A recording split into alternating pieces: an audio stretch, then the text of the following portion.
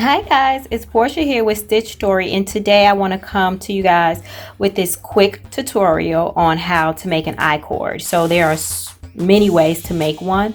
I found this method for me to be the easiest. As a knitter and crocheter, this is actually one of my favorite ways to do it, whether the project is for knit or crochet.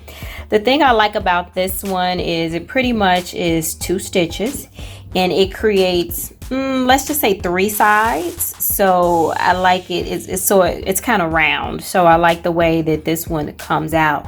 This is something that is used for, let's say, a purse handle.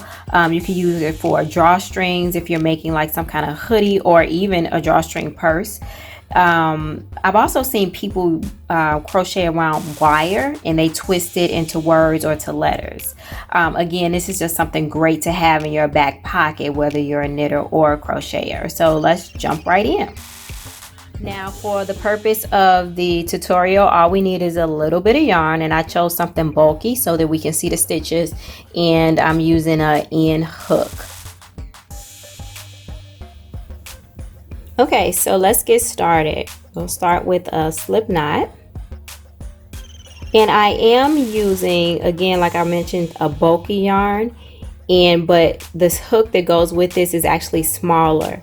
So this helps me when I'm doing the I-cord to better control the yarn to not slip around, because I'm using a smaller hook which creates a tighter weave.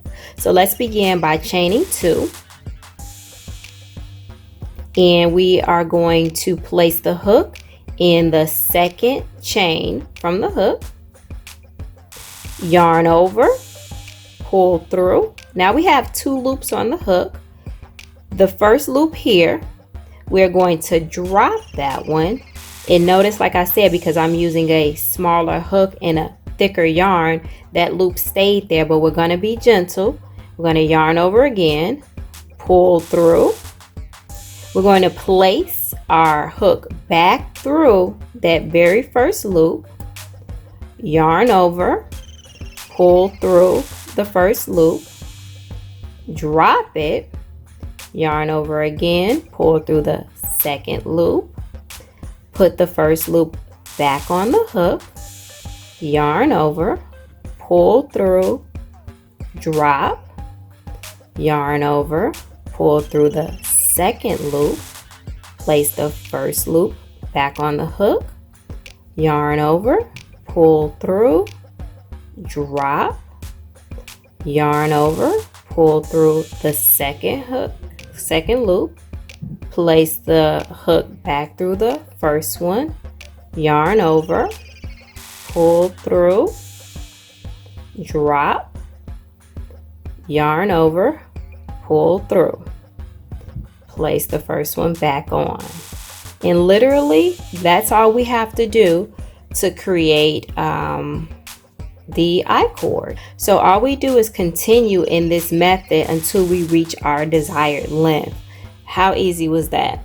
So let me know in the comments what you think about this particular method. Questions, concerns, and emotional outbursts, I will certainly reply. And if you haven't done so already, go ahead and subscribe to Portia's Stitch Story. Until next time, peace.